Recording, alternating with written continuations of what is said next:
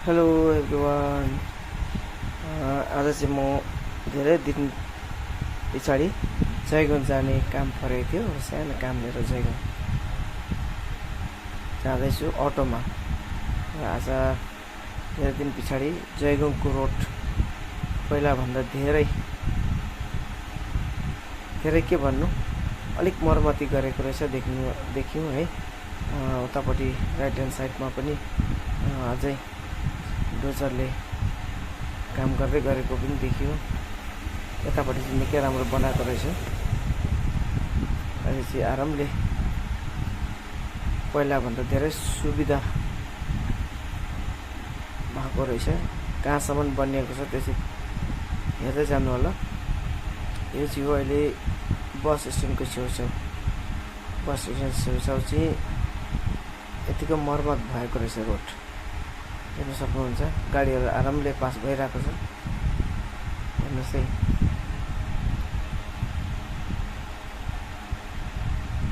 यहाँ यस्तो हिलो यस्तो खाल्टाहरू थियो, अहिले सबै पुरेर राम्रो बनाएको रहेछ। यहाँसम्म चाहिँ राम्रो छ। अब यहाँदेखि उँभो कस्तो छ, यो बस स्ट्यान्ड पार भइसकेपछि सेल्टेक्स छेउछाउ हो।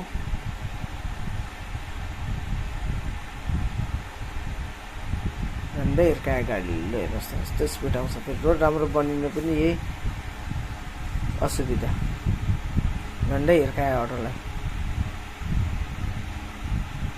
हेर्न सक्नुहुन्छ,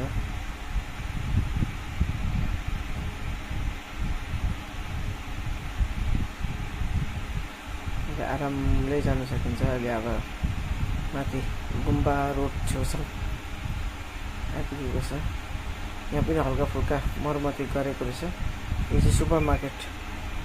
हेर्नुहोस्, सुपर मार्केटमा आइसक्दा चाहिँ यस्तो छ हालत। फेरि हेर्नुहोस्, मेन टाउनमा चाहिँ जयगाउँको हालत चाहिँ यस्तो छ। यहाँ हेर्नुहोस् है, सुपर मार्केटको ट्राफिक हो त्यो। यहाँ हेर्नुहोस् रोडको कन्डिसन यहाँ यस्तो छ।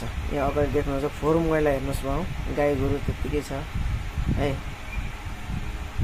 जहाँ मेन जग्गामा चाहिँ सफा हुनुपर्ने त्यहाँ छैन। हेर्नुहोस् है, यस्तो छ जयगाउँको हालत। यो चाहिँ जयगाउँ मेन टाउन।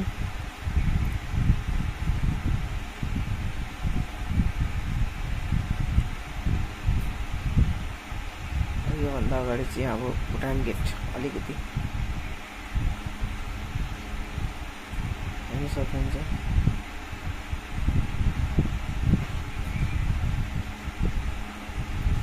यति फोहोर छ जयगाउँ। ल हेर्नुहोस्, जग्गा जग्गा मैला कचडाहरू राखेको छ।